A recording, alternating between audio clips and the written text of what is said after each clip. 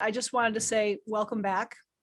It was Thank you. great to have you in the group on understanding the artist, and we wanted to really be able to dig in more, and just wanted to say thank you for coming back and talking some more. Yeah, well, it's really a catalyst for me because as I was saying, I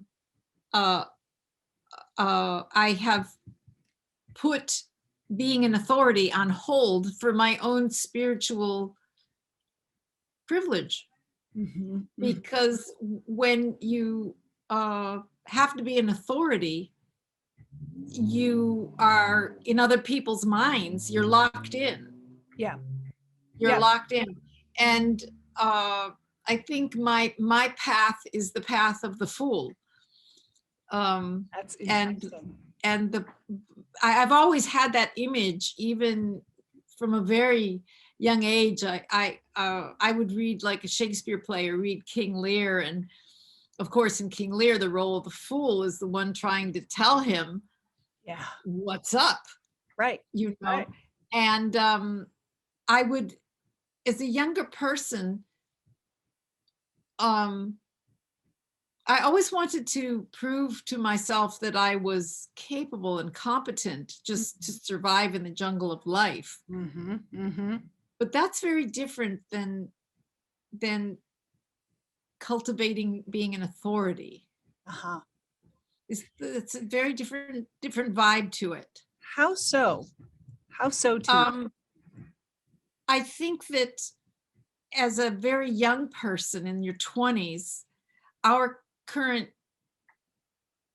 system of living will reward you generously if older people who are authorities can dump work on you or a section of responsibility, and you have authority. They will pay you to be an authority. That's what the police are. They're paid. You see these kids out of high school, or sometimes as an older person, I see a really young face in a police officer's uniform, and they have authority. Yeah. And that's kind of what's being sold there. You're trading your youth and your the amount of time that you can spend questioning in your day, your interactions, you're trading it for a paycheck and the status of authority. Yes. And does that make sense? And so let's say you're the fool.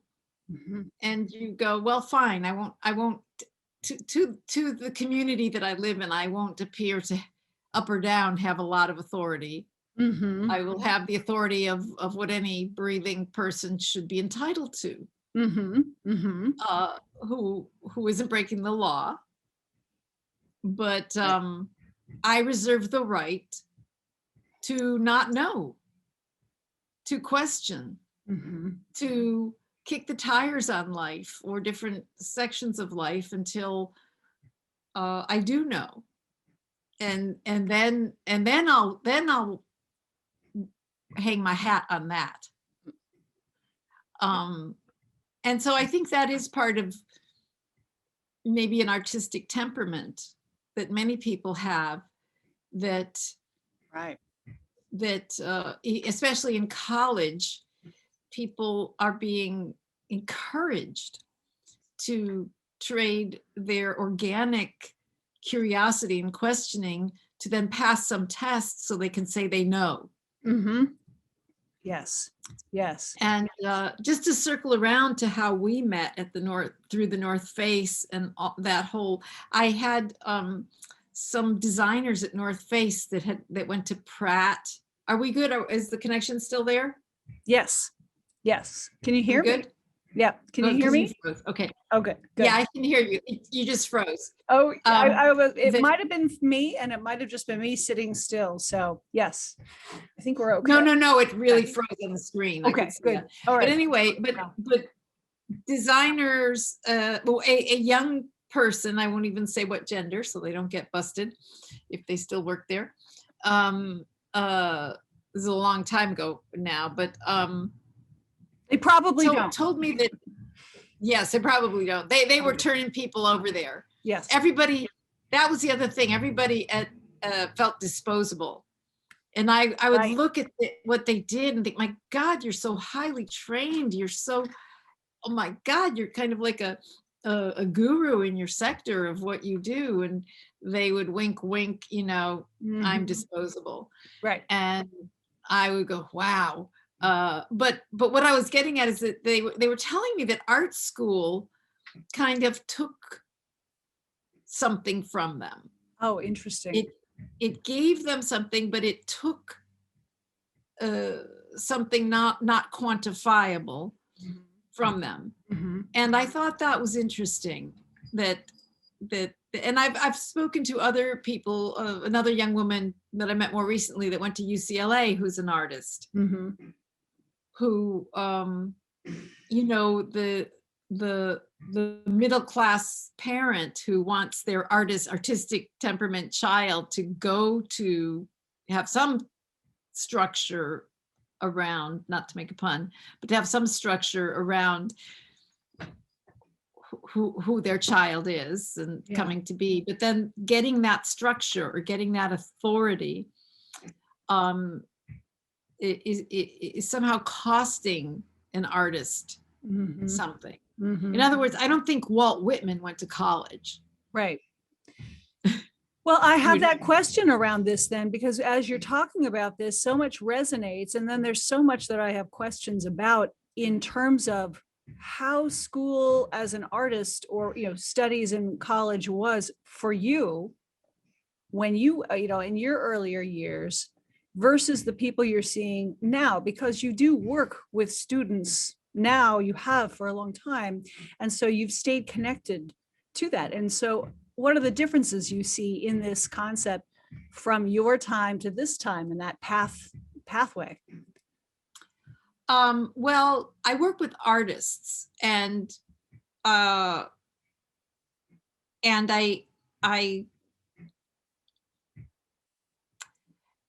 for in 50 years ago, in England or the United States, the only way to start schmoozing instantly out of high school with the conversation that you were wanting to be part of was college. Mm-hmm, It was instant. mm-hmm. The feeder system in England of going to RADA or Central School of Drama and then being part of the Royal Shakespeare Company or the Old Vic Theatre or the National Theatre. It was a feeder system that you, and so that was just in the air. That was just, if someone, wants to be playing for the Philharmonic in New York, you understand that you need to have a certain momentum in the training, and that, I mean, you could just audition and have taught yourself the oboe, but there was the odds are, there was a general, whether it be spoken or unspoken, path of connection and acceptance. To definitely. Definitely. But that path is also a trap especially with acting. How so? Well, let's take America's highest institutions about it, of Juilliard or Yale. If you're an actor, I think the only degree that you can get from Yale where you will be unemployable and unemployed when you get out is to be a degree in acting. Like you can have a degree, a master's degree, and come to Hollywood, where I live in LA, and nobody cares. Yeah. Design is the same. Yeah, nobody cares until they care. Exactly. Yeah. And then, like with Lupita Nyong'o, she went to Yale Drama School, but how much of where she is, if she would have come to LA at 16 or 17 or 18 and learned you just don't know, because she did choose to go to Yale. Mhm. And then there are people who didn't have any education, let's say, can't think now. I can't think. Like someone like Brad Pitt. Nobody thinks about the acting school he went to Mhm. when you Right. think of his accomplishments. Right. Right. Or And that's Leonardo DiCaprio definitely didn't go to acting school. right. Right.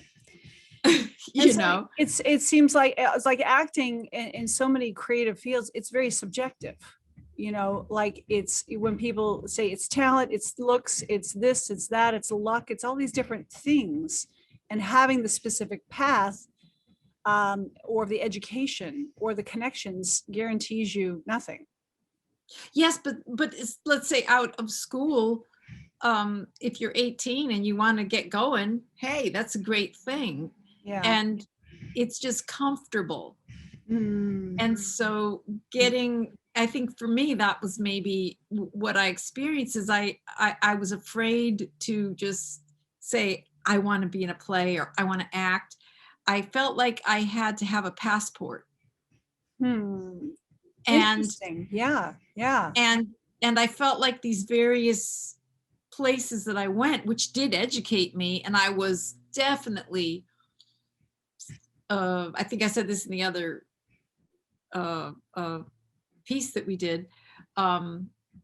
I went to a school called Circle in the Square Theater School in New York. Yes. And there were only, in the class I was in, 20 people. Mm. So it wasn't Nice. Yeah. giant, Mhm. you know what I mean? And I started there when I was 20. Mhm. And my first teacher was Estelle Parsons, who was an Oscar winner. Mhm. So what else would a person like me from my very working class background, how would I ever have a dialogue with someone who'd been in Bonnie and Clyde, you Right. know? Right. That's what she won her Oscar for. So Right. this was, talk about starstruck or, Yeah. that feeling. And so anything that came from her, and I had other teachers that were equally amazing. Mhm. One of the teachers I had, his name is David Margulies. He was a young man. He was in his 30s, but 20 years ago, he was in the Sopranos. He had a major role in Sopranos. Yeah. So you get that yeah, he took a gig teaching, and I learned from him. But yeah.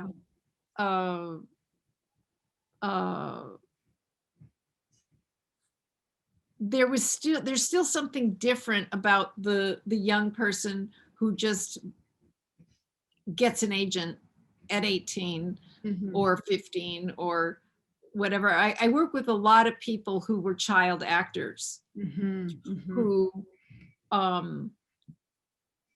are on a real journey becoming adult actors, and it's incredible to experience. I don't want to say any names of people because on my website I put the people I work with, but I just don't know how uncouth that is. We'll put that. I mean, we'll direct people there, and they can check. I'm going to ask them actually how they feel about me mentioning.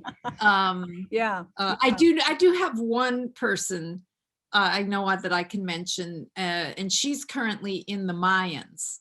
Yeah. That's a TV show, and she's playing the love interest of JD. Easy, the lead person. Yeah. And yeah, working with people who have to deliver a performance out of and they're not used to exposing their inner life or in their voice. They're not used to being completely unfiltered. That's really what you want to take away from acting training or acting school is that you can be at ease being unfiltered. Mhm. So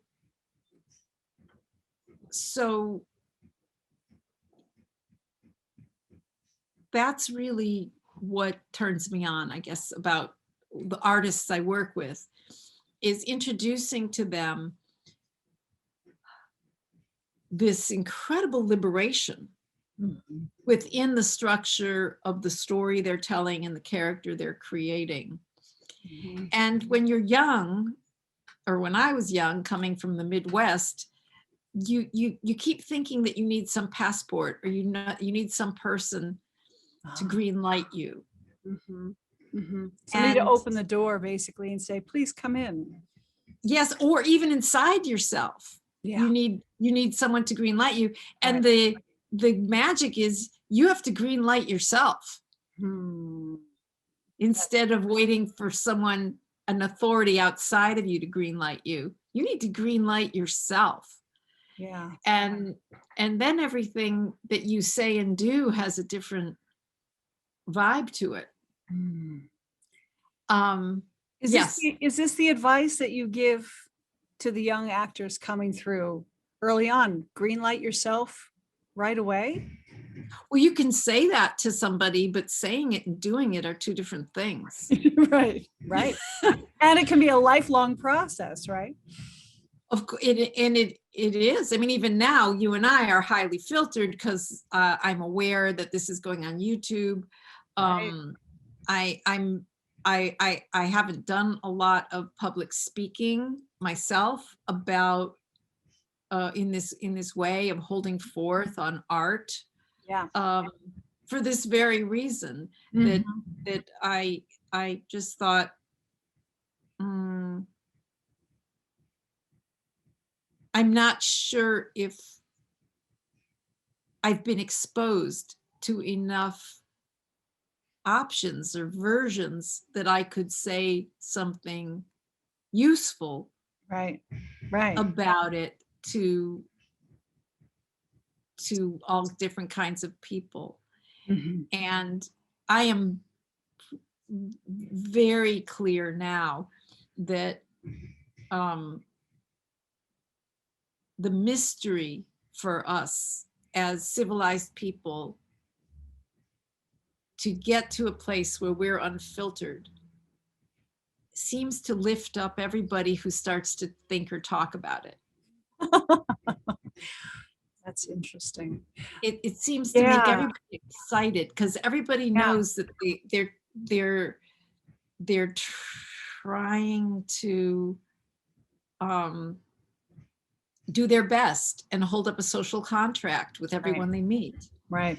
The facade And image. yes, Yeah. and then they hear, like a show like Sex in the City, Mhm. where the main character is breaking away and talking to the audience, or The Office, where part of the script is they're breaking away and telling the audience what they're really concerned about. And then you Mhm. see how they're filtering, and it's entertaining and funny. Yeah. People, But yeah, we love that. We love that as an audience, because well, it's seeing all the warts and, yeah, all the problems, all the issues that make us human. And it gives us permission to exactly, be human, right? exactly, exactly. But Yeah. um, doing that for an hour or 2 hours or a day of shooting, especially if the subject matter is something that you have loose ends about in your own life. Yeah. Um, Right. so having an education about whose shoulders you're standing on, Mhm. even with people that I work with, that the artists that I work with, um, they get a lot out of learning about whose shoulders they're standing on, Mm. besides Marlon Brando. Right. Because most people are looking at Marlon Brando or Marilyn Monroe, or these, Icon. iconic people. Right. They're looking at the fame. They're not looking at the art. Yeah. And so I have a lot of fun helping and exposing talented young people to the broader conversation that's gone on through time, and to wean them away. I don't think it's very cool to interrupt anyone's ambition. I think we need ambition, but I think a lot of what I'm doing is weaning people away from an addiction to celebrity. Yeah. Yes. That's a great way to put that, because that's what it is. We call it the shiny object, right? We see, and I'm noticing this with all types of artists, whether it be designers, musicians, actors, anybody that's creative is, especially with our families that we grow up in, the only thing everyone can equate it to is the celebrity that they all know and have seen and can see. And they think that's it. And that's success. And that's the only success.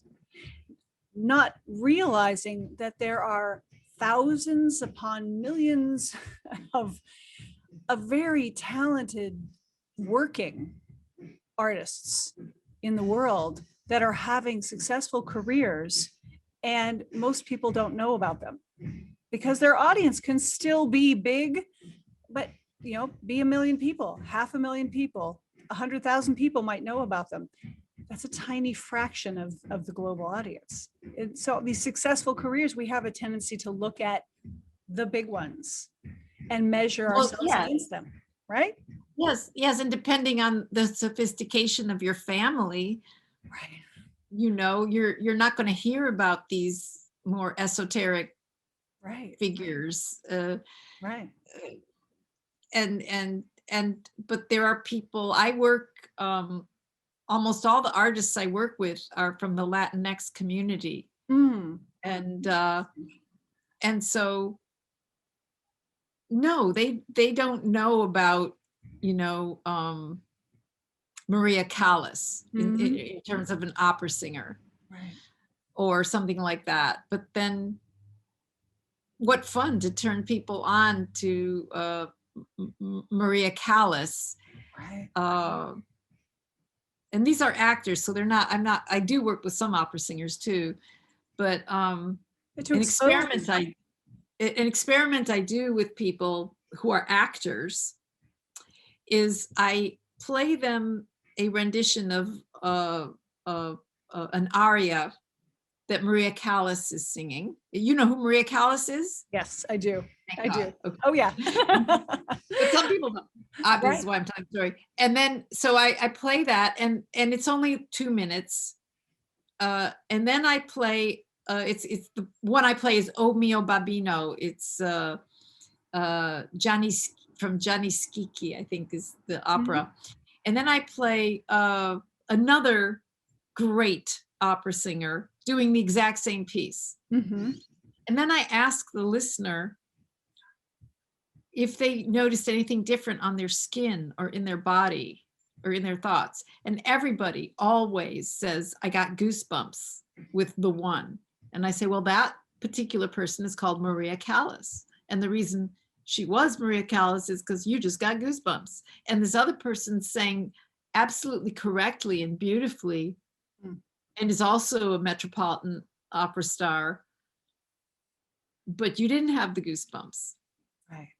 And so I use that to point out that you can't package her soul. And you have to, as a performer, want to put your soul into what you're doing. And so a lot of what I encounter is people who never heard of this. And that basically, what does my soul have to do with getting the job? You with me? Yeah, it makes all the difference. Absolutely. Yeah. So it's fun to kind of put the plug in the socket for people. Yeah. Of, yes, your reaction, your soul, your point of view. Yeah. people are hungry for it. So so yeah, anyway, that's just kind of getting into what I'm doing right now in my work as a coach and a teacher with people.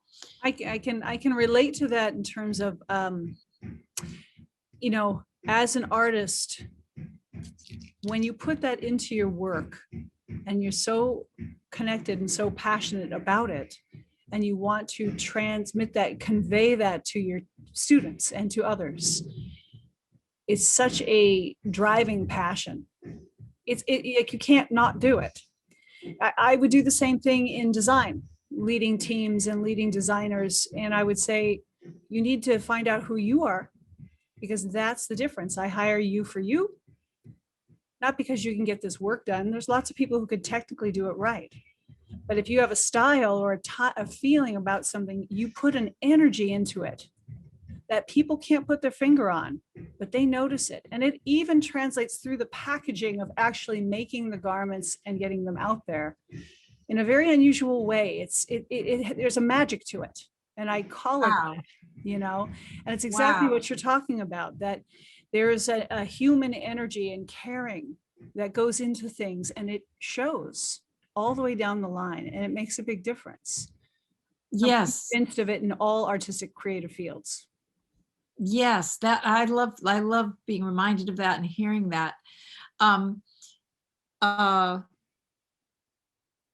think in design and dance and in music, there's a purity about it where you cannot be fraudulent. Mm-hmm. Like if you're a designer, you have to put pen to paper and right. Design, and then other people will respond and give you feedback. What I run into is with acting, the line has been blurred between people who are not actually actors, but have designated it as on their bucket list. Yeah. Yep. That they want to do it. And so I'm trying to help people that I work with, coaching and teaching, to give themselves a break, and to let themselves think a little bit of what really turns them on about storytelling or being in the spotlight. Some people step on a stage. In my studio, I have, well, it's been COVID, so I don't have that studio right now, but there's a little stage. And when somebody steps up on it, who's a performer, boom, they glow. They know they're on the stage. And other people, they step on the stage and it's as if you put like a pea up there and it only wants to be the size of a pea. That's a great it just doesn't want to take the space of the stage. Right. And so sometimes the person can work through being the size of a pea, and they really do have something in them that wants to expand out. Yeah. But again, if you're in a series or if you're working, nobody wants to coach you through that on the set. They just want to film things as quickly as possible and move on to the next setup. Yeah. So, yeah, the work has to be done elsewhere. Well, some people are naturally ready. They're just born ready. And maybe they need some training to validate that in themselves, that yes, what you felt from an early affinity toward this was spot on, and that's very useful. And that other people, they actually want to be writers, or they want to be producers, or they want somehow to be involved in show business and storytelling. And they need somehow to get off this wheel that they put themselves on of making it a trophy. Mhm. Oh, interesting. That's, so do you work with people to pull that out, to help them see like how much of that kind of pops up for you, where you have to kind of coach people either further into it or to another direction? Uh, that's very much at the center of what I do. And everybody has a story.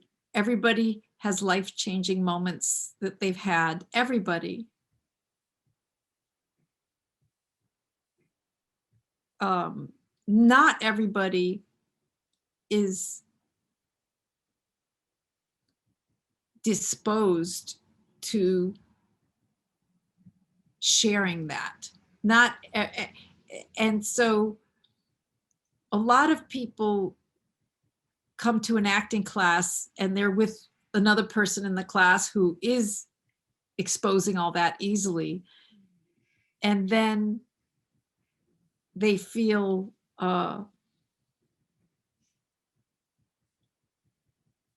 dejected, and they feel, wow, I can't do that. Or they feel that their life has lost, that their life is not as valuable. And that's something that I feel is very important as an acting teacher and an acting coach,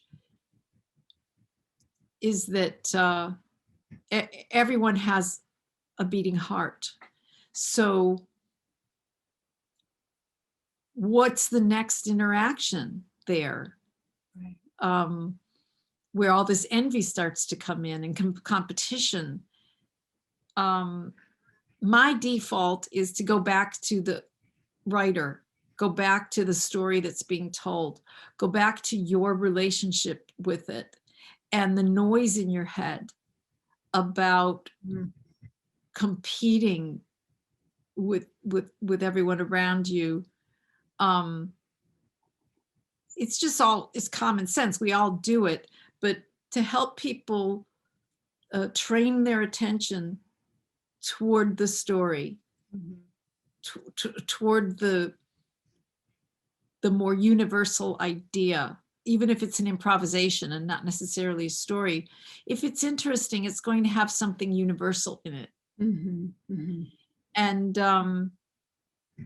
then sometimes somebody who's been maybe inhibited will be freed. So I don't know. It's like popcorn. It's just people just pop. But the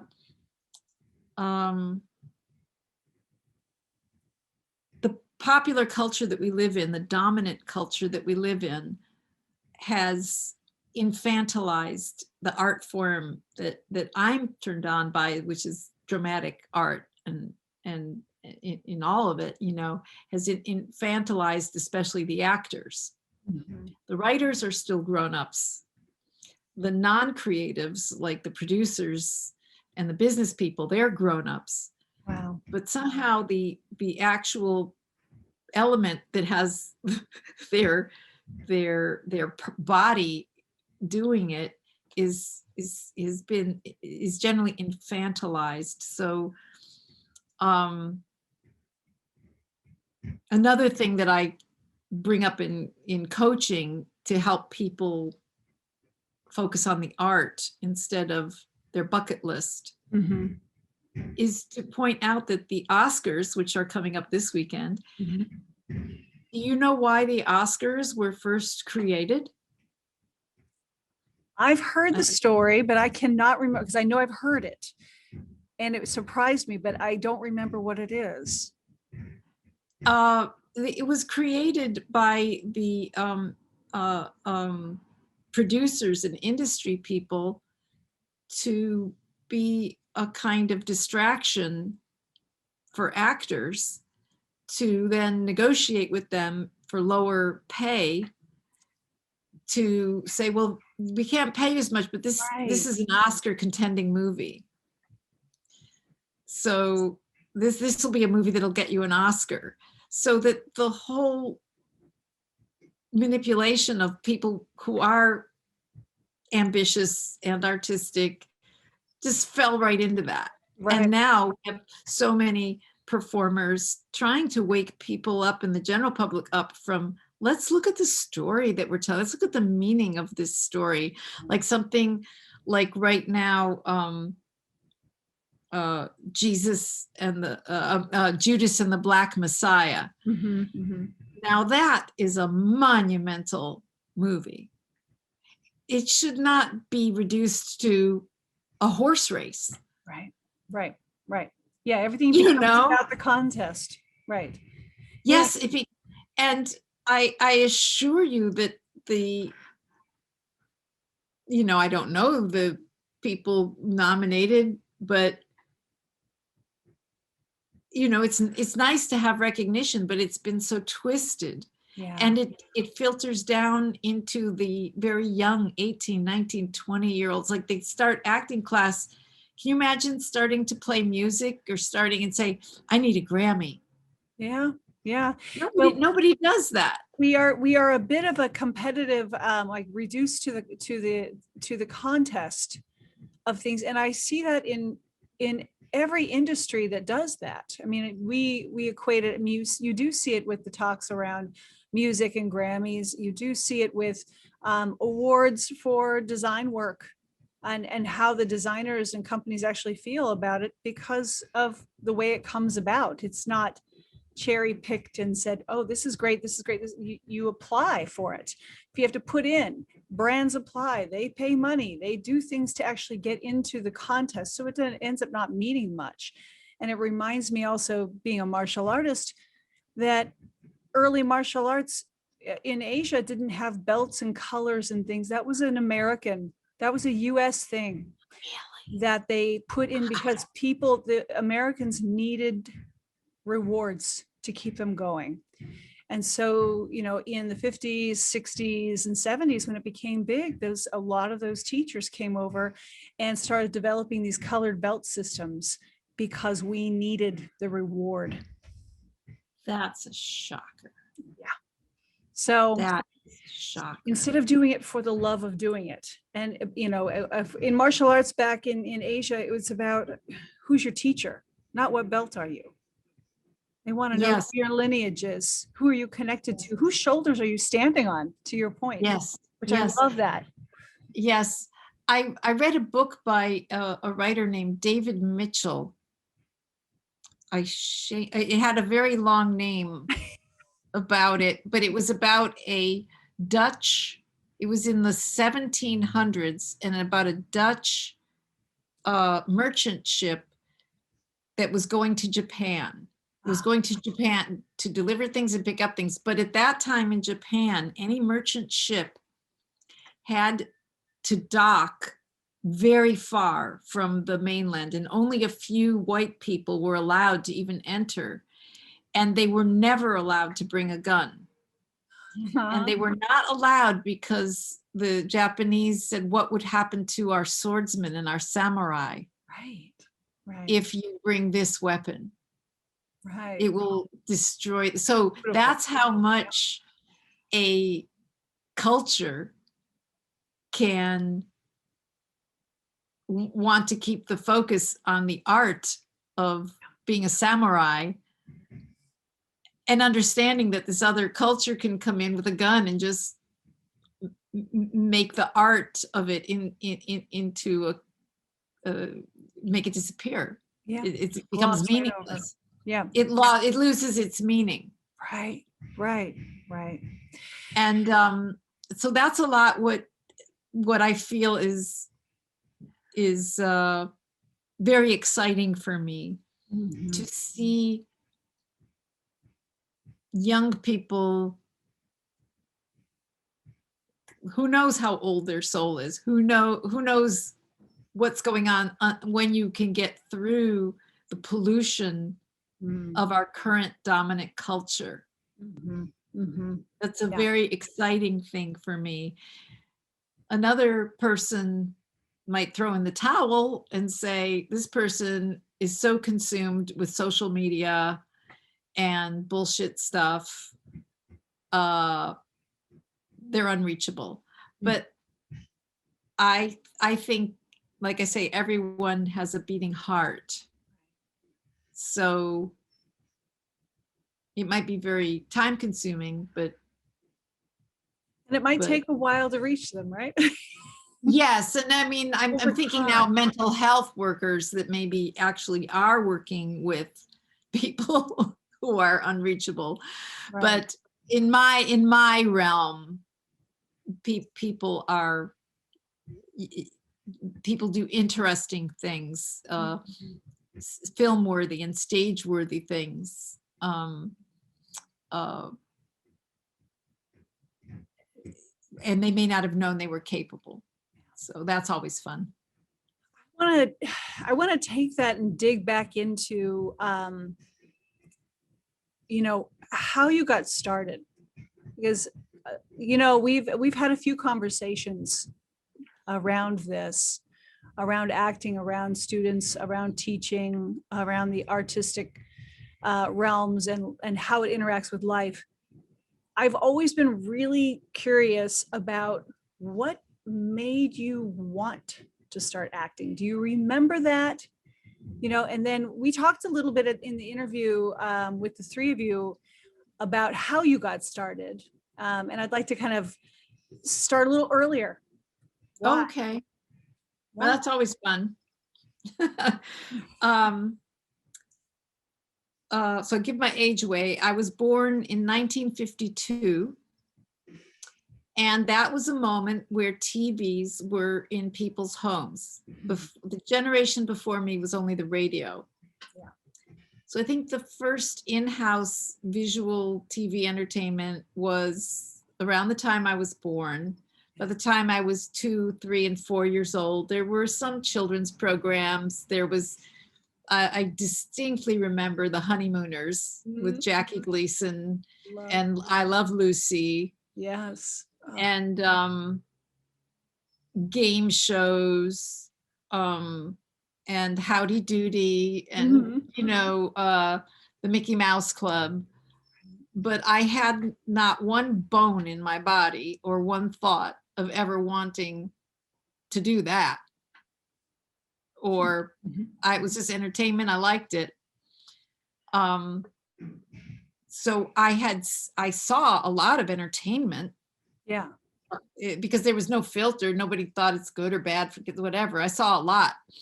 But then when I was 8, a cousin of mine in New York City was getting married, and my family went to New York, and a play called The Miracle Worker was with Patty Duke and Anne Bancroft.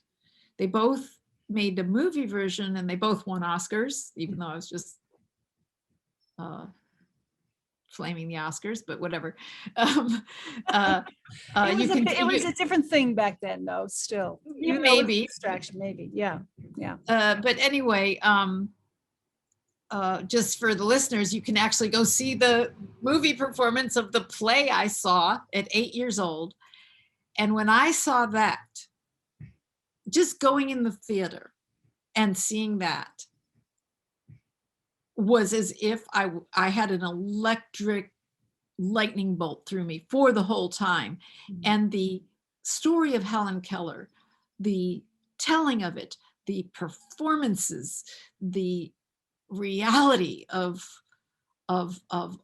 human triumph was so visceral to me that that's what got me going. So it wasn't TV acting, it wasn't the Mouseketeers, it was I had no vision. I maybe if someone would have said, do you want to play Helen Keller as a child, I might have said, yeah, you know, but it was that was in my memory the spark of it. And does that help? Does that answer kind of what you were asking? Yeah. Can you talk about,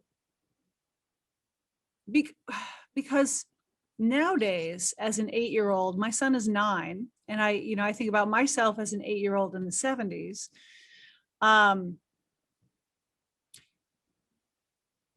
normally we might think that kids are going to be really turned on by movies, TV, these big stardom things now. That's what we think. And so few of them are actually exposed to theater and physically watching the performance. Back then, you're exposed to a new medium of TV, which is in and of itself exciting. Like, wow, here's this new thing. And as a child of that time, you're growing up with that in front of you as you're becoming aware. And then you go see this performance live. What was different for you? What was different about watching actors and pulling you into a story live on a stage? Was it being physically there? Was it the story? Was it both? How was it different than TV?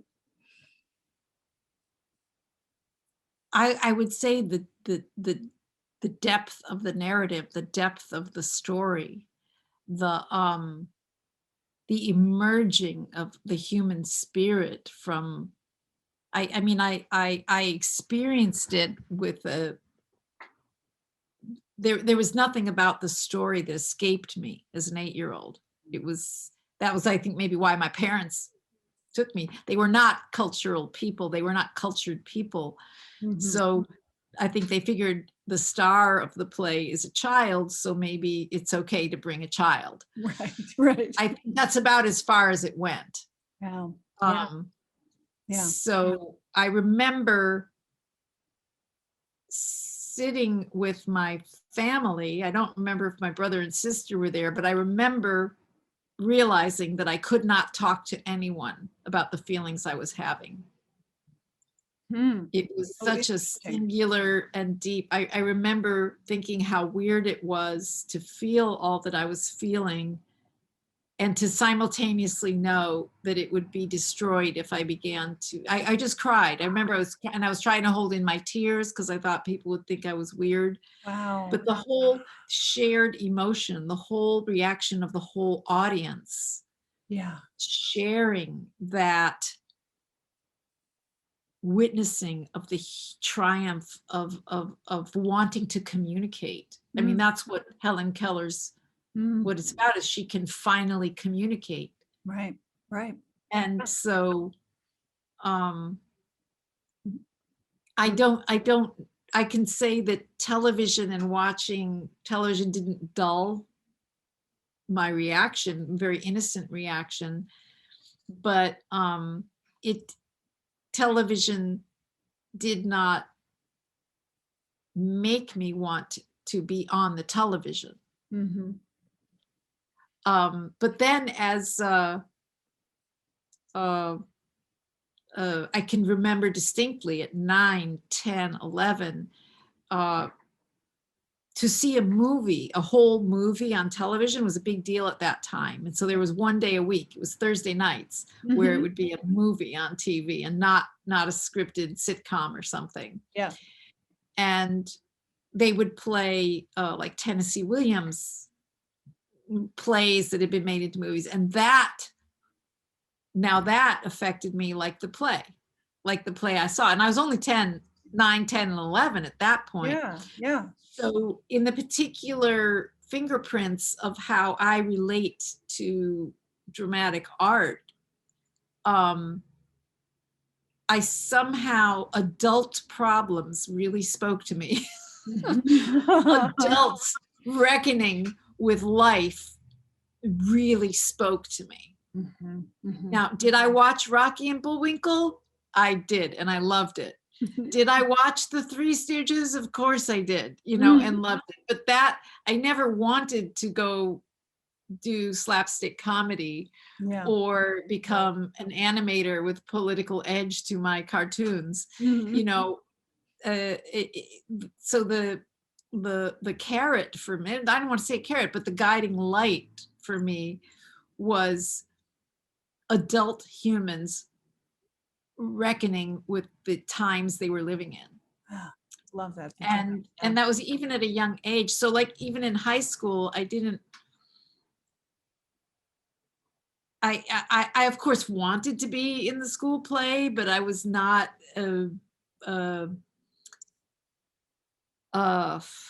that gets into my family story. I just, I did do well in acting class in high school, I will say that. But the whole competitive arena of getting in the High School Musical Right. didn't call to me. I wasn't like needing to prove to myself. I kind of knew so that's what college was for me. So in 11th and 12th grade, when you take in your SATs and you're applying, and I had no adult helping me apply to college. Like nowadays, people have tutors writing their statement. I must have written some kind of great statement, but I got into Emerson College in Boston. And that is how I actually started at 17. That was the first place where I could do what I had been responding to since a child. And sure enough, I got into Emerson, and there's a play called Marat Sade about the Jean-Paul Marat, I think is Jean-Paul, and the Marquis de Sade. And actually Glenda Jackson was in the original production in London. And so here I got to college, and the director of the play wanted me to be the role that Glenda Jackson had done. But this was a college production, but it was still, but that felt like what I had been responding to myself. So yeah, at 18, I was really happy to do that. And this same person was doing Lorca plays, this very heavy Spanish drama of Lorca. And so I was in a bunch of those plays. And so as an 18-year-old and 19-year-old, I was doing these very heavy European plays, and that felt really good. But I work with a lot of young people who are in their 20s and late 20s now, and they need to play 17 and 18-year-olds in high school. And I think that, and they want the job, and they still look young, and they're getting cast. And it made me think that even when I was 18, if you would have given me a role where I had to be in high school, I would have it would have been not fun for me. Interesting. So do you think that has something to do with I mean, I love going off on these specific things around the path like that. Is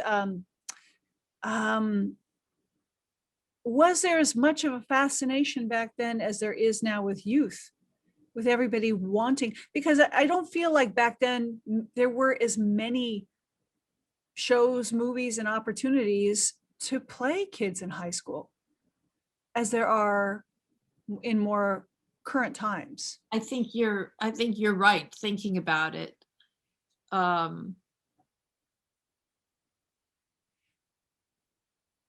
Yes, the feeling, if I had to kind of bring it together, it was around marriage and work and making your way in the world and your place in the community. There were dramas about that, about as an adult. But I think you're onto something there. Because I think about I was just watching something recently about film, and growing up in the 70s with watching a lot of film, it felt like all the movies from the 60s and the 70s were very adult, and there were a lot of very adult problems. And a lot of us Gen Xers grew up with very adult situations, but moving into the 90s and beyond, everything went very young.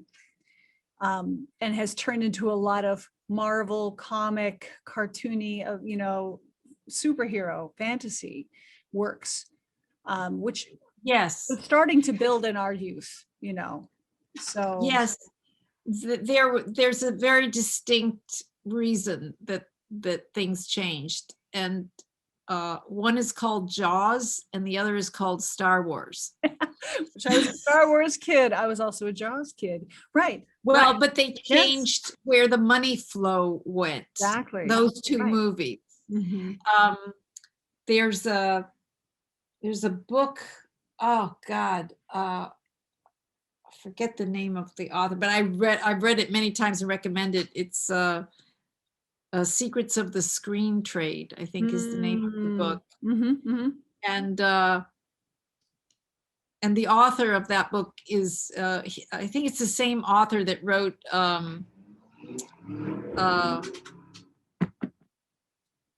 Sundance Kid.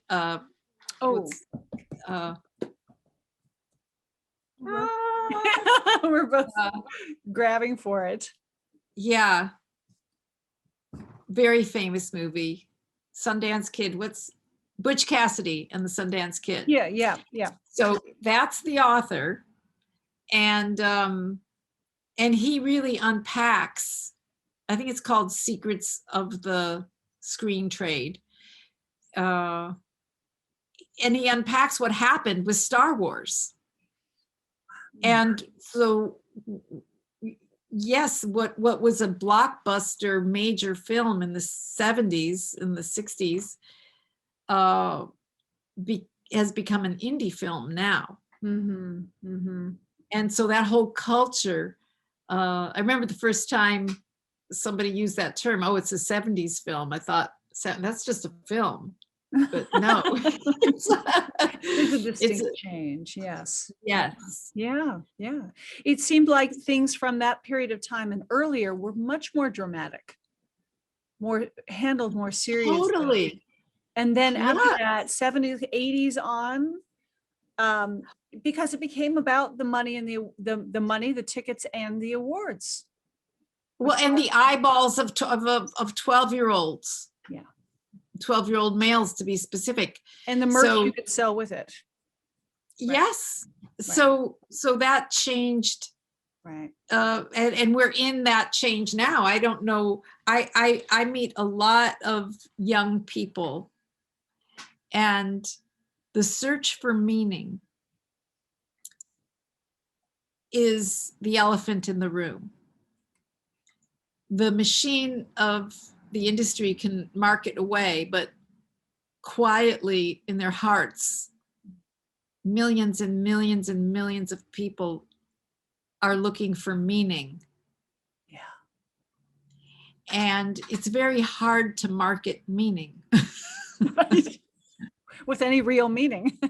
With any real meaning. Right. Exactly. That's an important thing to say, because I had dinner when I only moved to LA 7 years ago, and I had dinner with a woman who's in the marketing department of Disney. Mm-hmm. And she told me that putting the Disney characters on diapers and on onesies, they're literally trying to make it meaningful for little babies to see Mickey Mouse, that is meaning, that it's so woven into the marketing and into the dominant culture. Yeah. That but I still am in meeting people who grew up with Mickey Mouse on their onesie, and they're still looking for meaning. Like that only goes so far. Right. Yeah. It only goes so far that there will be that human spirit that goes, but wait a minute. And there is that speed bump of explaining to someone. I have a granddaughter who loves Frozen. Mm-hmm. And we were walking down the street and she saw the Frozen poster on a bench, at a bus stop, and she got so excited. Yeah. And I could see the deep meaning it had for her. They're on the bench, So she's not ready to hear, because that is meaningful to her. That is her experience. Yeah. Yeah. But does it have meaning up to the stars, up to the Yeah. depth of human experience, or Yeah. no, I don't think it does. But that, if something is meaningful to a person, then that is what is meaningful to them. Mhm. Might they want to hook their train to some other engine? That's kind of what I'm saying. Mhm. Mhm. Hook your train to another engine. Yeah. But looking for the meaning, like that's what I'm hearing also from you, and what it's connecting to for me is finding meaning. Whenever we're looking for meaning and finding it, like how to. Well, I love, my granddaughter is calling me right now. Oh, that's At perfect. the mention of her. That's perfect. I'm not going to take it, but There's that's meaning. I like to look for meaning in those things too. Well, yeah, like- that's what I'm like- saying. I'm just talking. I just Right. got a FaceTime. Yeah, I'll it's call her where after. it's where you find it. It's where you find it. Yeah, we were talking about in the interview with all three of you. We were talking about kind of where you started, from that childhood on up, through some of the teachers and things that you've worked with. Mm-hmm. And we got to a point, speaking of kind of some meaning, there was a dip in there, and that we didn't get to, that I wanted to dig into a little bit, which was as we talk about acting, where you kind of disappeared for a while from acting. Oh, yes. And and we don't have to go there if you don't No, want to. I love, no, I'm gearing up to go there. But I've had people ask me, like, afterwards, like, I want to hear more from Shelley about this and this and this, and that was one of them. Yeah. Because it's part of the story. It's part of the path. It's part of the journey of how we get to where we are today. And I'm finding myself and others, like, I find that people are very interested in these obscure pieces of my life that I didn't think they would be interested in, because we all kind of have something in there that we need to pull up and maybe look at. And so when somebody else who's gone down a path before us shares that, it's incredibly inspiring. And I'm trying to come at it with that place of inspiration, not of a morbid curiosity about people's lives. But for me, it's like, I have things in my past that I would talk about that are kind of rough, that you kind of go, but that it made me who I am. And here's why. Definitely. So What aspect are you, what's the hook? You Well- or anyone who has asked, I mean, what's interesting about it for you? And I'm totally no stress. well, I'm what's happy to talk interesting, about it. what's interesting for me is, as I talk to, because I'm in my early 50s now, and a lot of my partners, friends, colleagues, all of us are getting to that place in life where we are looking at our lives and doing a lot of shifting, especially with COVID, and looking at the places where maybe we got off track, or we lost time, or things weren't there, or I was heading down this path and this happened and I should, like trying to not deal or not dig into shoulds. Oh, I wish if I had that. We all have those things that kind of maybe either derail us, or they're really just part of our story. And so when you mentioned that, you were saying that you kind of, I don't know if you said dropped out of acting or kind of disappeared from it a little bit or got sidetracked. And I'm always interested in those pieces, and then how you came back through that, back to acting and back down this path, or not even back, but how you came, back to acting and continued and built your path through that. Well, I never stopped being in love with that spark that I described earlier. I never that never got interrupted, and I never stopped. I was in a cult, for the listeners. I was in a cult, and there's things on it now. It's called the Fellowship of Friends.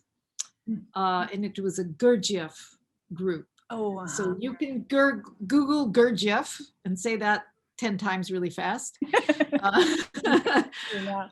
And you can Google the Fellowship of Friends. And there's a podcast actually that I heard last week that really knocked me back. It's a 2-part podcast by it's a podcast, I think it's called Cults.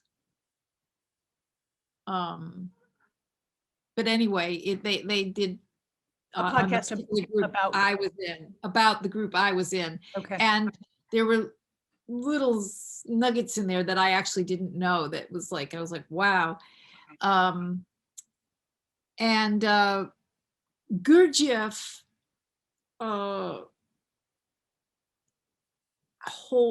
the Gurdjieff work, Gurdjieff is called The Fourth Way. And you get a book, it's called The Fourth Way. Is all about this mystic from Russia called Gurdjieff. And his work was linked with another person called Ouspensky. So those two names were the axis around which the group that I was in turned. Okay. And I got into this group simply as a mental experiment. It felt very much like an extension of the things I was learning in acting class with Lee Strasberg and other great acting teachers that I had at the time. Yeah. And in my class with Lee Strasberg, I studied with him for about 4 years, but in the first, I think I'd been there about a year. And it was kind of a heady place to be studying acting as well. Yeah. And someone in my class invited me to go to the opening of a Broadway play. And that was a big deal. And I said, yeah, I said, but I'm just wearing my jeans. Can I still go? And he said, yeah, it's fine. My friend is in it. That's why I have a ticket. I said, cool. I said, who's your friend? Yeah, I said, what play are we going to? He said, same time next year. And I had heard of it. I said, there's only 2 people in that play. Who's your friend? Because if someone in class and they have a friend, you'd think it's somebody in a smaller part or something. Right, right. And so when he said that name, I said, well, there's 2 people. There's Charles Grodin and Ellen Burstyn. Who's your friend? And he said, Ellen Burstyn. So that was very exciting for me because Lee Strasberg, who I was just in class with, was going to that play too. So I actually sat like a row or 2 behind him. I could see the back of his head. And I saw this play. It was really funny. And very adult, just my cup of tea, right? But more comedic. But anyway, after I got invited to sit at the table, because this wasn't just a friend of Ellen Burstyn's, it was her roommate. He lived in her house. He was an aspiring actor, but they were very close. His name was Bill Smith, actually. And he was part Native American, so he was quite an interesting person. Yeah. And anyway, he introduced me at that. That's how I met her, and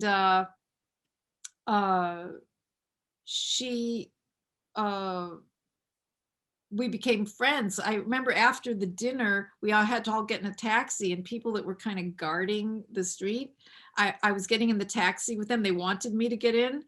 And this policeman was pulling my back out. Oh no. And they were pulling me in. They were pulling me in and telling the policeman to let me get in. So that was kind of funny. And I think I went out with them, I can't remember, to her. She lived in Nyack outside of New York. And so I was at her house quite a bit after that. We became friends. And she said she wanted to mentor me. And so at that time, I don't know if you could, historically, Ellen Burstyn was doing female characters in movies that were different And so she was an iconic figure, even though she was just emerging herself. Yeah. She was someone who was already in her 40s. Mm-hmm. And she was just being recognized. It was very unusual for someone to just get on the scene and be 40 years old. Right. She got on the scene for a movie called The Exorcist. Mm-hmm. So this was after, so she was kind of blowing up. Mm-hmm. So it was I was very influenced by her, and she told me about Gurdjieff. She was telling me about philosophy and acting and all this stuff. And she actually wrote an autobiography some years ago where she mentions this period in her life, and she mentions Gurdjieff. And so I was 22, and here she went on to win an Oscar and a Tony Award in this same window of time that I knew her. Wow. So I was deeply influenced by the advice of her at that time. Absolutely. And she so I, at that time, a friend of hers who she introduced me to took me to a meeting of people actively working with Gurdjieff ideas, and they were pretty rigorous. And I thought, hell, I could do, I want to do that. This will put me on fire in acting class. Mm-hmm. So that was how I went to my first encounter with this group, the Fellowship of Friends. Yeah. Is that what you wanted to know? Did I talk too much? No, I think it's fascinating because, I mean, on the one side, if you're going to talk about why do people get involved in cults, which is always kind of that weird fascination that people have. It's like, well, it's so easy to get into and involved in these things because, you know, I've in my own martial art that I grew up in, it had been called a cult at one point, and it wasn't. It had been called that by young members who were unhappy and who'd left. And we had to kind of look at that and say, oh my God, is that what this is? And it's like, oh, it's kind of coming across this way, and things had to be changed. It wasn't, but it made me dig into it a bit more and learn about that. Like, how do people fall into these things? Because when we're searching, we're artists, we're searching, and we're looking for mentors, especially as women looking for strong female mentors and ones who are successful, and in all kinds of artistic fields. I mean, in the business field, it happens as well, that we all get led from our hearts by people that we want to trust and whatnot. And who's to say that's not the right, you know, it's not the right or wrong thing. It's just, it's part of the life path, you know. And I think it's very interesting. It's like, well, I'm digging into this, I'm searching, I'm meeting these people, I met this person, they influenced me, and I got brought into this. It flows very easily into that, you know. Yeah, I thought this group had a number of exercises, one of which was not to say the word I. So that you realize that you have noise in your head, and that it is noise in your head. So instead of thinking that every thought you have is you, just to realize it's noise in your head from one or another aspect of you, and to, within the group, communicate with that acknowledgement. So, and other things. So everything in the group in the exercises, they were mutable. In other words, they could be changed, because the point of it was to bring you into the present moment. Okay. Who doesn't want that? Right. Absolutely. And so I was learning about being in the present moment so much from acting class, right, that I thought, well, this is really going to be a great booster. And that was the only reason I was interested. I wasn't interested in the leader of the group. I wasn't interested in the hierarchy of the group. I wasn't interested in anything. The books interested me. The Fourth Way, In Search of the Miraculous, that interested me. But I was not, I had Lee Strasberg. I had a freaking guru, you know, if I wanted that kind of figure. Right. And other rubbing shoulders with someone like, you know, Ellen Burstyn. That was a big deal for someone like me. Right. Right. So some, California cult group leader wasn't really exciting for me. It Mhm. wasn't, I had done transcendental meditation. I had my mantra. I had also interested in those kinds of things. But the kicker for me is that about maybe 2 months after going to these meetings and implementing some of these ideas, and I did do some work in my acting class. Work in an acting class like that with someone like Lee Strasberg means you did a scene.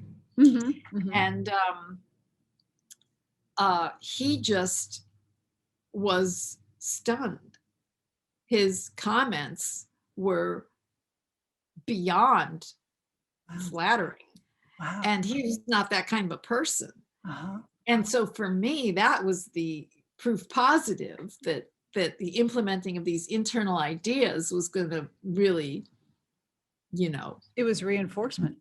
yes, reinforcement. And so I was interested from that aspect. And actually it was, I was in it for 15 years. Right. And it was a 15-year acting improv. I mean, when I look at it, I was making these wild mental experiments just to see how far I could go Mhm. before getting hurt, before falling off the cliff. But Mhm. the endeavor of acting never left me. Yeah. And I do need to write this down, either as a memoir or something. I'm getting close to being able to, but Yeah. having been in that and then having gotten out of it, it's very much like that documentary series, The Vow. Mhm. I won't go into why, but if you've seen The Vow, Yeah. my experience was very much like that kind of disillusionment. Yeah. And so I experienced in the time where I was in it and then got out of it, a secondary cult I was in, which was my own making of shame and betrayal that I didn't pursue Hmm. or make any progress in my initial dreams. But then I got exposed to a book, Talking with Angels by Gita Malas. Mhm. And you can go to talkingwithangels.com, which Yeah. is on my website. And I adapted this extraordinary channeled experience from the Holocaust. And I'm Jewish, so it really grabbed me that way. And um, uh, it was the book that helped me the most to get my footing back in the material world and in the cellular world. Wow. But I've performed it over 400 times, Talking with Angels, Mhm. and I recommend that book to people. I think uh, it restored my dignity to my 8-year-old self, that I Mhm. did do something with that passion that I had, that Yeah. I mean, I would get up and do it now. I still can, knock wood. So who knows, after COVID, I may pursue doing Talking with Angels, but um, uh, recovering from being in the cult was deeply connected to the art form Mhm. that Mhm. I cherish and care about so much. And so that feels really good. And Yeah. I've that feels really good that I was able to make that. Um, but yeah, I'd like it to be a wider spread. I think the audience, especially after COVID now, I think there is an audience Yeah. for that conversation. Yeah. Yeah. I've seen some of the snippets or heard you do some of that as well, and it's phenomenal. And I agree that there is. I did not know that was part of your coming out of the cult. As it feels like very healing, like you were saying. I'd like to hear a little more about that. But I agree with you that I think there is a place for that, because there's also, with what we've been going on, politically, culturally, globally, that story is not readily available for a lot of the younger generations. I've been to the Holocaust Museum in Washington, D.C., and profoundly affected by it, walking through into the very end. And so these creative ways that people express something around that idea brings people close to that, and that's something that feels very relevant now. Yeah, I mean, the Talking with Angels definitely is this. The story takes place during the Holocaust, but the real payoff of it is a very relevant spiritual message for our times. Right. But yes, I do think that how to, as a Jewish person too, we are a race of people that is completely assimilated into the European white conversation, and so much so that it's fading. And I think that's where this break is with the super religious and Hasidic and these very visible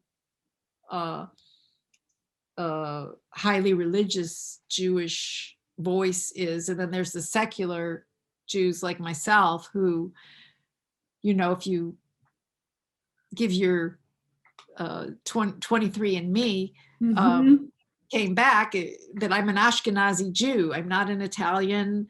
I'm not French. I'm not. There's a DNA component, and forget the Holocaust. A lot of people don't realize that Jewish people are a people. It's not a religion. Right. A lot of people don't know that.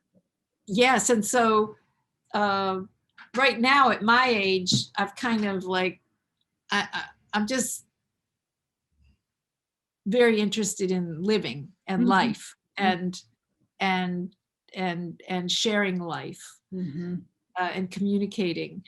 But it's very clear to me, like I work with a lot of Latin that's what you were saying, artists. So they don't know a Jewish person from anything, and they have no idea that our great grandparents and grandparents had to change their name to rent an apartment, right? And so I feel a kinship, of course, as I should, but the other people from immigrant communities don't see me that way. Because it's easy. It's easier to hide that. It's easier to change the name and hide versus skin color or other things that people can't change. Well, they're also coming from their own struggles. What do they care about the Holocaust and these Jewish people from, a remote part of their Ukraine or whatever? It's just it's not part of their menu of things to be worried about in this life. Right. So, but there are shared struggles. It's very much shared struggles. It's the emotional, it's the heartfelt connections to humanity. So I like to get that out there. But my passion about doing Talking with Angels is really the spiritual message more than any Holocaust education. But I kind of tickled by that. Well, I'm curious then, I think this is kind of one of those canned questions, and I don't want it to be so, but it's about how you decided that you were done being within the cult sphere and then moving into the Talking with Angels as that span of that time into doing this as a healing thing. What happened for you? What shifted? Well, the driving force in the cult I was in was a conversation about what is commonly known today as synchronicity. That is, like, here I was talking about my granddaughter, and then I got a FaceTime call. Right, right. You know, Carl Jung, the great psychiatrist and therapist, coined the term synchronicity to give a name to those moments in anyone's life where they're thinking something or they say something, and then that exact materialization of that happens. Now, some people just say it's a coincidence, and that's that. But there are some very popular books. One is called The Road Less Traveled, written by a psychiatrist who couldn't help but notice this phenomenon as part of his patient's healing. So The Road Less Traveled has been on the New York Times bestseller list for, I think, over 30 years, or 20 or 30, a long time. People have been reading that. So I had not read it, but in the Gurdjieff of canon of knowledge, there is a recognition of that phenomenon. And in the particular group I was in, and the leader of the group played on that. And so there were literal miracles happening around us all the time and being pointed out. So it wasn't Jesus, or it wasn't anything from organized religion, but miraculous coincidences were so frequent, and still are. And today it's called synchronicity, or the law of attraction is the real explanation. If you've heard of Abraham Esther Hicks, that really unpacks it. But at that time, I didn't have any of this knowledge. So the group and this miraculous component to the group, that's a hard one to say, oh, I'm leaving, or you know, that was huge. So the trespasses of the leader of the group and the trespasses of the people of the inner circle began to come out, and that's a whole other long story. But there were trespasses of other human beings that made it impossible. So the fear of leaving this cult that I was in, and that phenomenon of synchronicity being taken away. The Native American culture calls it the Good Red Road. So once I got out, I began to learn about other cultures and other ways that human beings have taken note, that how is it that I think something and then that exact thing happens within seconds or minutes of me thinking it. But to me, for a very long time, for the whole time I was in the group, I only read literature on it that was from the Gurdjieff point of view of explaining this metaphysical phenomenon. So so there was a lot of fear getting out. And I will say, when I looked in my mind, and I'm sure there's more, but there's a very famous playwright called Ibsen, Heinrich Ibsen, and he wrote a play called The Master Builder. And that is the only play I can think of that directly talks about this synchronicity. And that play was written in like 1880 or something like around that time. So that the fact of this man who is haunted by the fact that when he thinks something, things happen that deliver on what it is he's wishing. So that was kind of fun as I was getting out of that. Where else in the things that I've read, you know, regarding the theater has this Yeah. come up. You- And the only other place I've seen it in film is in a movie called A Dangerous Method with Michael Fassbender and Keira Knightley. And it is a film about Carl Jung and Freud. And there was a woman named Sabrina Spellbein. I think that was her name, or Spellbein. And she had therapy with both Freud and Jung. And so this film goes into this woman and her relationship with Carl Jung. And in the movie, there's a moment where Carl Jung is explaining synchronicity to Freud. And Freud, who was a materialist, says to Jung in the movie, "You're nuts." If you think that anything you're thinking in your mind is influencing the material world, I cannot be your friend anymore. I cannot be your colleague. So that's also a very interesting, but those are the only two that I can think of right now that really go into this. And then in popular, I'm thinking of the people that might be watching this. There was a book called The Celestine Prophecy. I remember that. Now that book is completely about the phenomenon of synchronicity. Okay. So that also helped me to see that the group I was in kind of hijacked that idea. Interesting. And hijacked our spirits along with it until we could get our spirits out. Wow. So what you did was you found something that was also very important to you within that group and researched it, found it in other ways, and realized. Once I got out, not when I was in. Once I got out, is when I began to educate myself. Yeah. Wow. Yes, that's. It's interesting. It's like, because one of the questions I was going to ask too is, what did you get out of being in the group?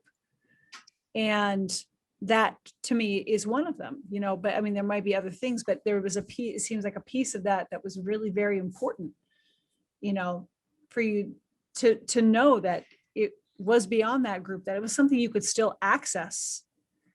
And I have in your life. Yes. Talking with Angels was a book that someone gave me while I was still in the group. Okay. And it was the first account that I had ever read of, and it's a true story. It's a diary. It's not like a book that someone wrote. It's a diary for people's account of a channeled experience. So nobody really wrote that. They wrote down what was said to them. Yeah. But so when I was in the group and reading that was the first blade of grass coming up through the cement in my mind. That's a great visual. So that helped. And then once I completely got out, I began to educate myself some more. But yes, that was a very powerful catalyst to me being able to not be afraid of losing this connection once I got out. I think it illustrates really, really well where artists of all sorts who choose to go very deep within their art, which you have to give yourself into it. I think a lot of people dance around the edges of being an artist because there is that fear, not just because, I can't make money doing it. What am I going to do? Blah, blah, blah. All these preconceived ideas that are heaped on us, but also that feeling of what am I going to find? Maybe not consciously, like going deep, and that idea that when you go deep, you can go to some pretty dangerous places, scary places, amazingly, like you open yourself up to a lot of stuff. And I think that's what I'm interested in, that, going into it, being pulled through it and coming out the other side, with a new sense of yourself, knowledge, art, everything. And you're all the way through, you're doing your art, you're acting, you're connected to Yes. this piece. I see Yes. it like your thread that pulls you all the way through that whole experience, your lifeline. Yes. Yes. Yeah. Yes. Yes Yeah. to all of that. And And it's very vivid now to me. Yes. And I think that's a strong message that I feel for myself, reconnecting with myself as an artist and trying to work with others to really see that in them and support artists, is that journey, that all of us have to take. And we go deep within ourselves. We go deep and we don't know what we're going to find and what we're going to experience and what we're going to get through. Yes. Yeah, it's beautiful. That's why I wanted to hear more about it as well. Well, there you go. Yeah. About a year ago, I was on this this YouTube game show. It sounds ridiculous. I forget the name of it now, but it had about 5 or 6 of us that were cult survivors, and they ask us questions. And I'm so sorry. I'll give you the link. I'll give you the link to it that you can put in the comment. Yeah. In the comments. Yeah. And you can see the link.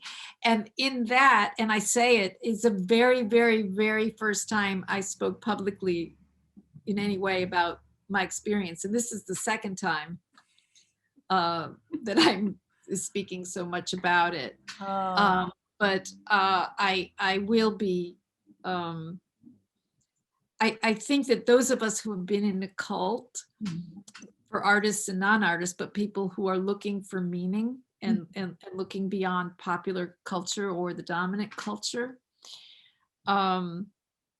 those of us who've been in cults, we do represent somebody who said, hey, I'm putting pedal to the metal. I'm putting rubber to the road. I'm going to go take some action in relation to these big questions I have. Yeah. So is there an alternate society where I can be truer to myself? Yeah. Because that's really the payoff. This alternate society says the payoff for you will be truer to yourself. You will be closer to divine wisdom. You will.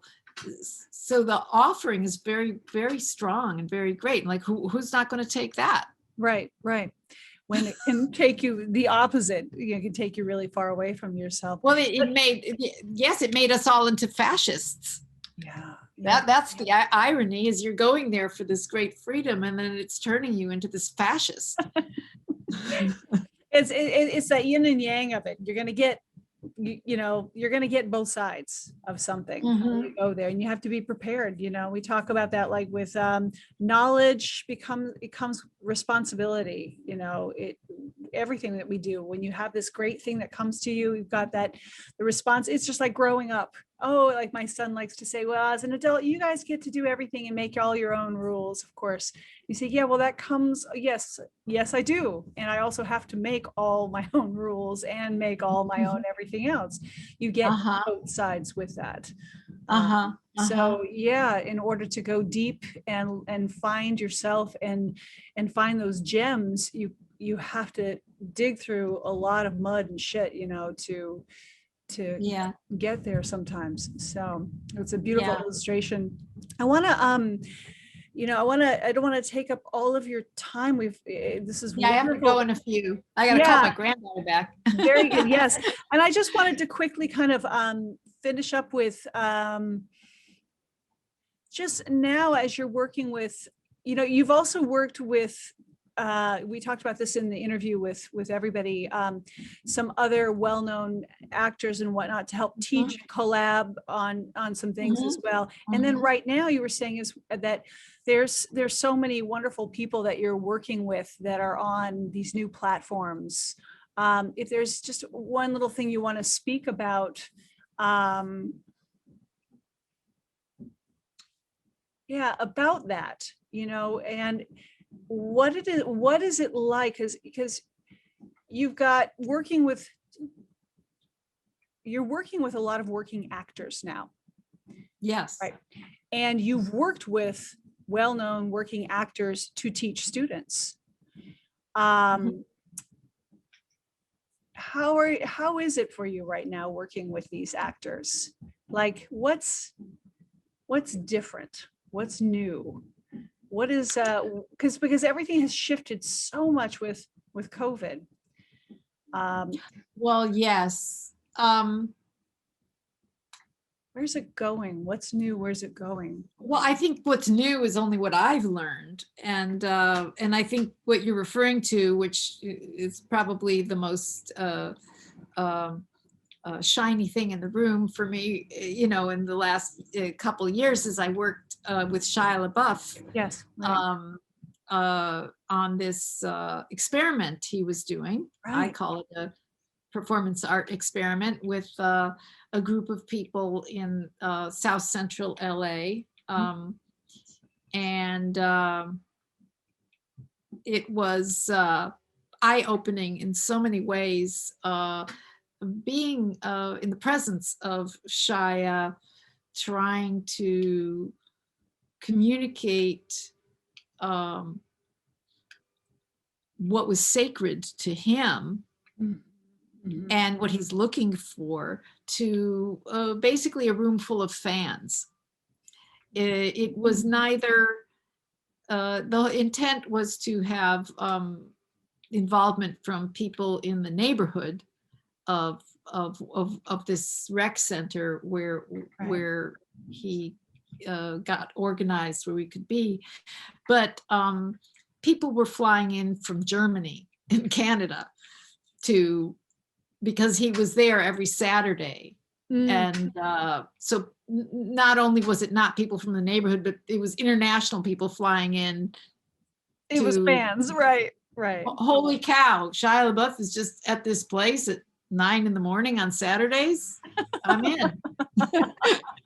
And so it was kind of a carnival. He's you know, as people in his position are, they're kind of like a moving party. Right. And his particular personal charisma and charm and intelligence and talent does not have an off button. So in between the so that just experience was eye-opening, kind of like a glacier. It moves so slowly in the way that it opens one's eyes. I don't know exactly what to say, but he's a young person.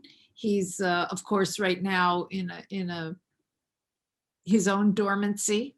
He's in his own retreat for various reasons.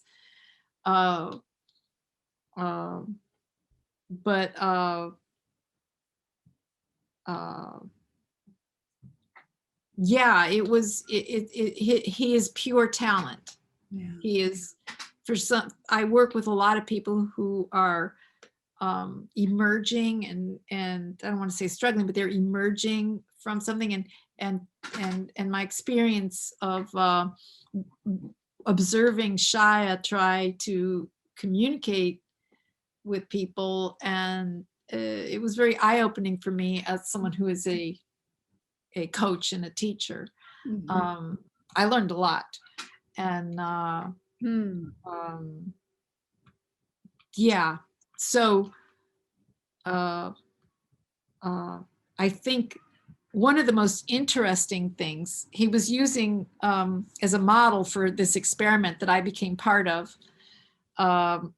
was devised theater, where the theater piece is coming from the actors and the questions and concerns of the actors, rather than a playwright writing a play and then the actor having to conform to the play.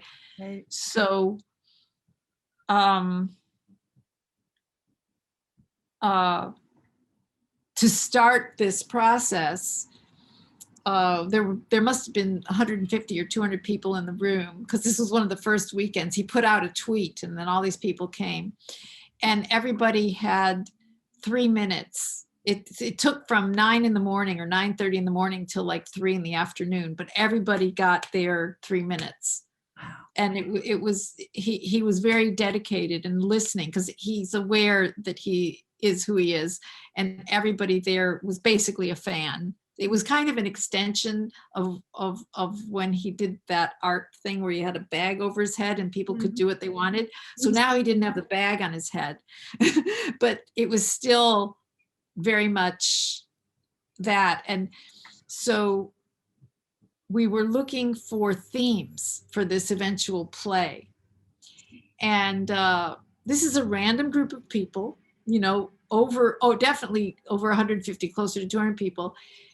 And the most dominant theme, when people said, tell your life story in 3 minutes, or, you know, tell your origin story, almost at least 70% of the room was abandoned or abused by their fathers.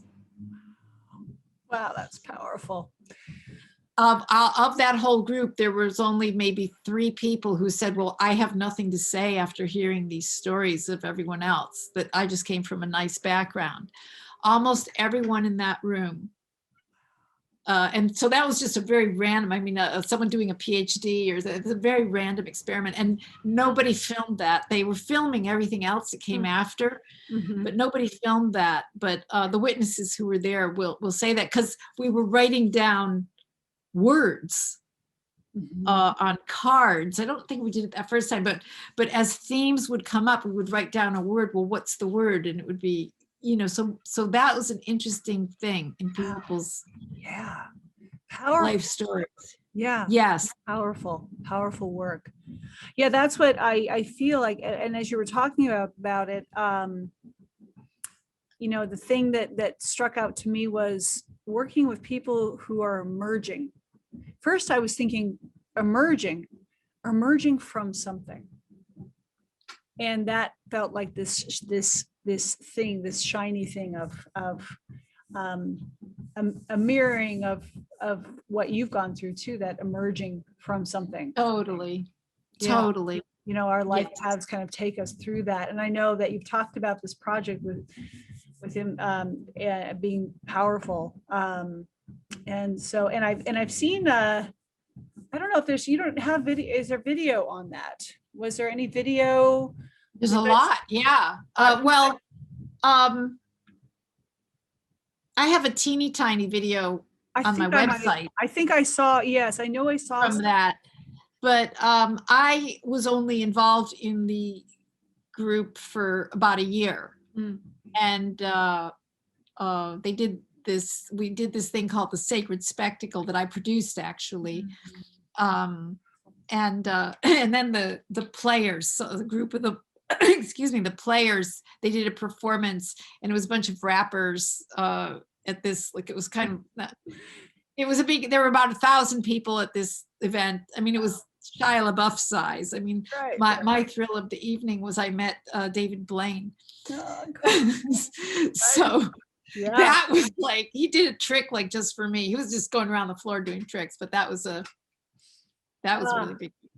But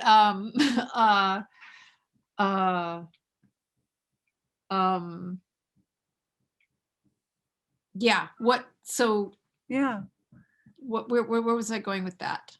Yeah, we're just sharing with yes, you asked me if stuff was online. So then during COVID, where I was no longer involved, the Slauson and Shia were still trying to do a play, and all of these online meetings of the group, I am not in this, but they are online and you can watch them. So if you go to Google or YouTube, Slauson Rec or Shia LaBeouf Slauson Rec, you can watch these meetings. I'm no longer involved at this point, though. Yeah, right. In the thing. Yeah, wonderful.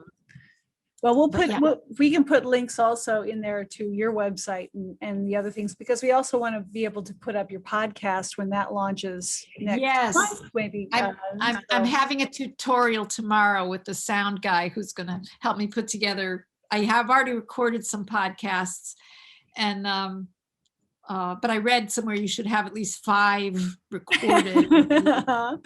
Yeah, that's what But we're doing. We're doing with our events as well, is getting a few going and then really get your feet underneath you. But I Yeah. think it's wonderful that you're doing that. I think Thank you. It's going to be something to watch for. So we'll put those links in Thank you. so people can access that as well. All right. I mean, I could talk to you for so much longer too. You know, but it's wonderful. been such a delight. Oh my God. I You're- love what talking to you. fun. Yeah, there's so much depth, so much heart in the work that you do.